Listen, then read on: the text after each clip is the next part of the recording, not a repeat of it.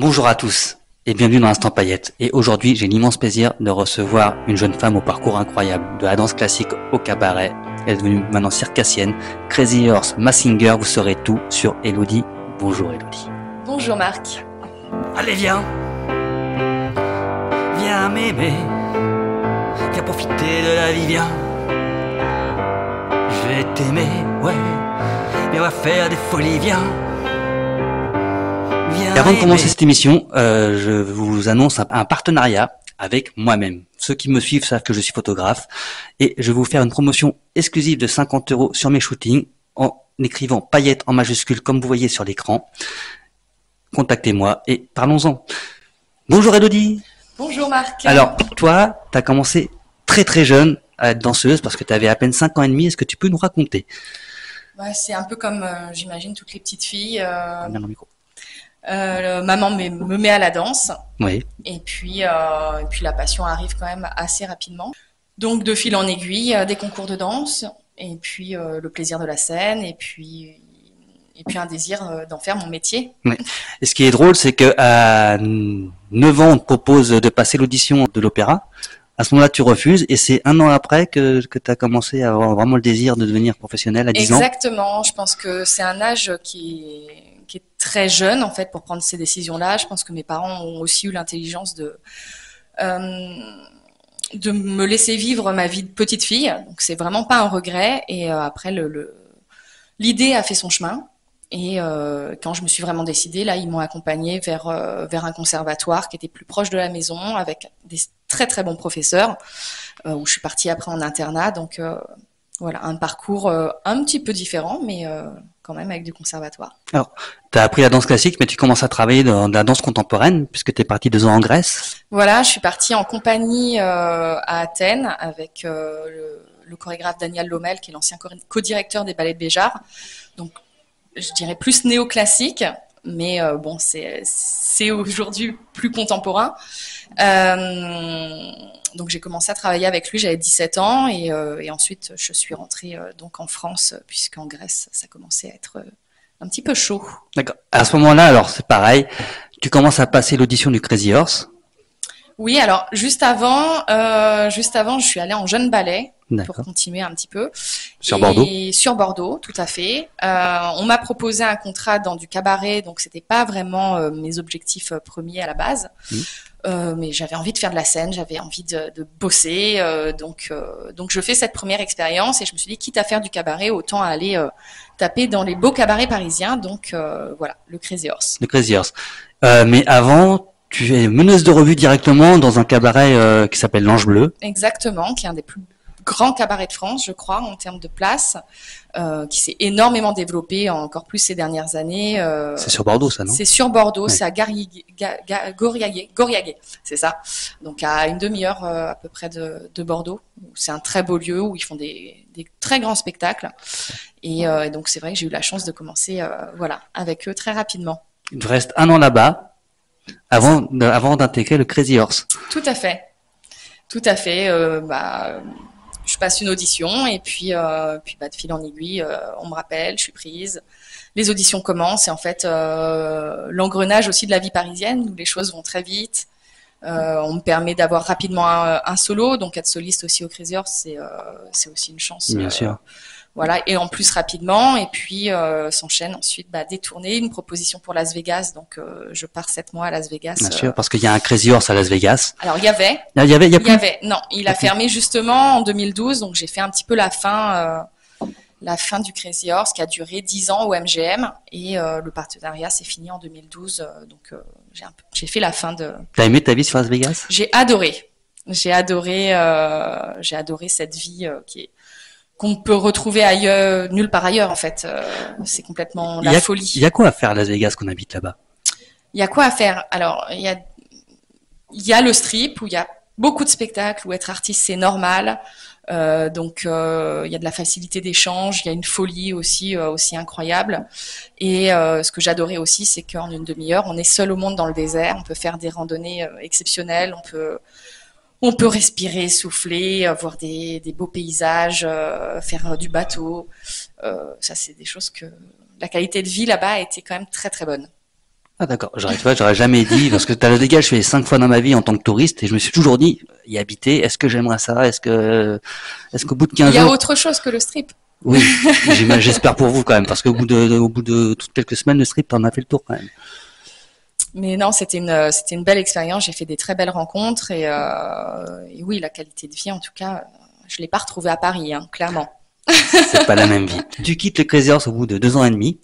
Comment ça se passe pour toi après? Comment t'enchaînes? Ça a été un petit peu une période de transition un peu floue. Parce que justement, je rentrais de Las Vegas, j'ai passé mon diplôme d'état de professeur de danse classique. Et puis, il y a des choses qui se sont enchaînées, des rencontres, notamment une audition à l'Opéra Bastille sur la Gioconda, qui était une super production que j'ai pu faire. Donc, je me suis aussi ouvert au réseau parisien que je connaissais pas, puisque je suis arrivée à Paris pour le Crazy Horse. Et puis, ma curiosité a voulu que je me suis dit, il y a d'autres choses en fait. Il y a d'autres choses que le Crazy. J'ai pris beaucoup de choses. J'ai fait Vegas, j'ai fait des tournées, j'ai fait Paris, et j'avais envie de d'autres expériences, quoi. Question, est-ce que quand les casteurs de l'opéra te voient avec ton CV de Crazy Horse, est-ce que ça les a pas un petit peu, à un moment, est-ce que ça t'a pas un peu desservi? Alors, en effet, selon où j'envoie pas le même CV. Après, à l'opéra, je pense pas spécialement, parce que je suis pas sûre qu'ils regardent vraiment les CV. Ils nous regardent danser quand même. Mais par contre, oui. Par contre, ça m'a desservi au diplôme d'état de professeur de danse classique. D'accord. Où un des membres du jury m'a demandé pourquoi vouloir être professeur de danse classique alors que je dansais à cette époque-là encore au Crazy Horse. Et ça m'a un peu fait bugger. J'ai dit, en fait, c'est ma base, la danse classique, et il m'a pas laissé répondre. Il m'a dit, la question est terminée. Donc, non, ça m'étonne pas. Voilà. Donc oui, je pense que pour certains puristes, le fait que moi j'ai touché quand même à beaucoup de choses, et que je suis très curieuse, ça peut aussi questionner, parce que en France, on n'est pas comme aux États-Unis ou en Angleterre où eux ils font tout. Oui, bien sûr. Oui. Tu sois danseur, chanteur, comédien, en fait, tu fais tout, c'est normal. En France, quand tu dis t'es danseuse, t'es professeur, tu fais du cirque, on dit oula, elle s'est perdue. C'est vrai. Non, je me suis pas perdue. Je mets des cordes à ma harpe. Je pense que ça change un peu dans les nouvelles générations. Ça commence à changer. Il serait temps. Il serait temps. Mais il serait temps, mais c'est vrai que c'est compliqué en France. Et comme tu dis, aux USA, quand ils font les cours de comédiens, par exemple, ils ont des activités annexes obligatoires. Ça peut être de la cascade, de la danse, mais ils sont obligés d'avoir une activité annexe, alors qu'en France, c'est très mal vu d'avoir des activités annexes. Voilà. C'est terrible. Mais alors, de la danse, tu décides à un moment de devenir circassienne. Est-ce que tu peux me raconter ton passage entre la danse et le drap aérien? Comment t'as eu envie? C'est mon passage à Las Vegas où j'ai vu le Cirque du Soleil. Ah. Et oui, où ça m'a fait rêver, où j'avais envie d'essayer, mais je me disais que ça allait être peut-être très compliqué. Enfin, dans mon imaginaire, je me suis dit si j'ai pas commencé à 6 ans, ça va être chaud. Et en rentrant à Paris, j'ai rencontré une très bonne professeure, ancienne danseuse aussi, Isabelle Compiègne, qui donne des cours dans le 20e, plutôt amateur. Donc à la base, c'était pour découvrir, pas spécialement dans un objectif professionnel. Et ensuite, j'ai découvert qu'avec mes capacités de danseuse et tout, je pouvais monter des numéros. Donc je me suis dit, autant m'en servir. Bien sûr. Donc voilà, je me suis formée avec elle et j'ai monté mes numéros. Je suis sur scène depuis 2015 avec mes numéros de tissu aérien, de cerceau aérien. J'ai créé un diamant aérien pendant le Covid. Je fais du trapèze fixe aussi. Bon, voilà. Beaucoup de choses. Et qui t'ont emmené dans différents univers. Ça va du parc Astérix. C'est ça. T'as fait de la télé aussi grâce à ce numéro. Voilà, j'ai fait aussi de la télé dans Mask Singer il y a 2 ans. Voilà, en tissu aérien. Comment t'es appelé sur Mask Singer? Comment il te trouve? Par contact. Par contact, c'est un contact qui c'est le téléphone qui sonne un jour et il y a un tel qui m'a donné ton contact, on a besoin d'une danseuse aérienne. C'est souvent par contact, je sais d'ailleurs pas souvent quel contact, mais je me dis bon, si si ça marche. Et c'est toi qui fais ta chorégraphie dans ce moment-là? Oui, ou... oui, d'accord. oui, ça c'est moi toujours. Je chorégraphie tous mes numéros, les costumes aussi, c'est moi qui les pense. Après, je fais appel à des costumiers hein, parce que je ne suis pas Bien capable sûr. de faire un costume. C'est moi qui monte les musiques. Voilà. Et, Mais sur Massinger, par exemple, là, je vois qu'on voit la vidéo que vous êtes deux. on est deux. Alors ça a été quand même toute une histoire parce qu'on a eu très très peu de temps. On a été appelé, je crois, la veille. Donc au niveau de l'organisation, c'était pas La veille pour le lendemain. voilà. Donc en fait, on s'est calé avec mon binôme avec des figures qu'on sait faire. Que tu connaissais avant ou que tu as rencontré? Que je connaissais avant, oui, c'est quelqu'un que je connaissais avant, mais on s'est calé sur une musique qu'ils nous ont donnée et puis ils nous ont changé la musique au dernier moment, en plus. Ah Donc, d'accord. Donc en fait, t'as la choré qui allait plus avec la musique. on s'est adapté, ça l'a fait, mais en termes de capacité d'adaptation, la télé, c'est voilà, faut être là. Alors t'as pas fait seulement la télé, t'as aussi travaillé pour un des cirques les plus prestigieux, le cirque Bouglione. Le cirque d'hiver, tout à fait. Ça aussi, ça a été le téléphone qui sonne un jour parce que sur un spectacle, une artiste s'était blessée. Donc un peu au pied levé. Je suis beaucoup au pied levé d'ailleurs dans les contrats. Je me retrouve sur la piste aux étoiles, cette scène qui est magique, qui a vraiment une âme exceptionnelle. Derrière ce rideau rouge, je me souviens encore du track, de la musique derrière, où je me suis dit oh, comment ça va se passer.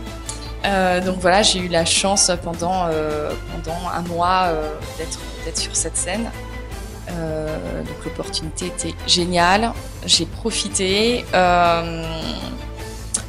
C'était vraiment une expérience magique et la famille Bouglione aussi. C'est une famille vraiment de circassiens une famille. Oui, Une famille. exactement. Voilà, il y a rien à dire de plus et c'est vrai que c'est très agréable de travailler dans ces conditions-là, dans ce lieu où tout est à sa place, tout est à l'heure, il n'y a pas de surprise et ça pour le coup, ça change de la télé par exemple. Par exemple, vous avez des loges individuelles au cirque ou vous êtes une grande loge commune avec tous les artistes? Non, il y a plusieurs loges où on est à 2, à 3, voilà, ça dépend. Ça dépend des loges. C'est des petites loges, oui, plutôt à 2 ou 3, quoi. Parce que c'est quand même nombreux, donc pour loger tout le monde. Oh, il y a quand même de l'espace, hein, c'est Ouais. très très grand. C'est très, J'avoue, très j'ai grand. jamais eu l'occasion de visiter les coulisses. Mais Il y a des visites, hein, même pour tout le monde. Il y a des visites possibles, j'ignorais. voilà, du cirque d'hiver. Et bon, après, voilà, les loges, c'est quand même rare d'être en loge solo, hein. Pour moi, d'être étoile à l'opéra. Crazy Horse, on n'avait pas de loge solo. Ouais, bien sûr, au oui. Paradis Latin non plus. T'as une meneuse de revue au Crazy Horse? Non, il n'y a pas de meneuse. Non, c'est comme c'est des numéros, soit solistes, soit de groupe. En fait, on a soit un ou plusieurs solos. Et on est considéré comme soliste en fait. Il n'y a pas spécialement de meneuse. On joue nos rôles, on joue nos personnages et non, c'est pas comme au Lido ou à l'époque. À l'époque, oui. Aujourd'hui, où est-ce qu'on peut te voir, Elodie? Alors aujourd'hui, je suis régulièrement à la Bodega Feria à Champigny-sur-Marne. Voilà, qui est un peu mon plan fixe de cette année. C'est un peu la maison. C'est une entreprise qui est très sympa. Il y a une super ambiance. C'est les vendredis soirs et samedis soirs. Donc, je fais différents numéros, du cerceau, du tissu, 2 numéros de tissu différents avec 2 univers différents. Donc ça, c'est mes choses régulières, on va dire, de cette année, parce que j'ai pris aussi beaucoup d'enseignements cette année. Ça a été un choix un petit peu de changer mes routines. Et puis après, je travaille beaucoup aussi en événementiel, donc sur des privatisations. Et puis là, ça peut être à Paris, ça peut être, là j'étais à Auxerre la semaine dernière, ça peut être à Saint-Émilion. Voilà, c'est où on m'appelle pour des événements privés. Donc on va mettre tous les liens en description. Pour la Bodega Feria, c'est un dîner-spectacle? C'est un dîner-spectacle, exactement. D'accord.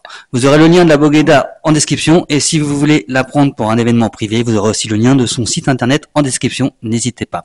Bah merci Elodie en tout cas d'être venue nous voir. Merci beaucoup. N'hésitez pas à vous abonner et à partager les vidéos. Et nous on se retrouve la semaine prochaine pour l'instant paillettes.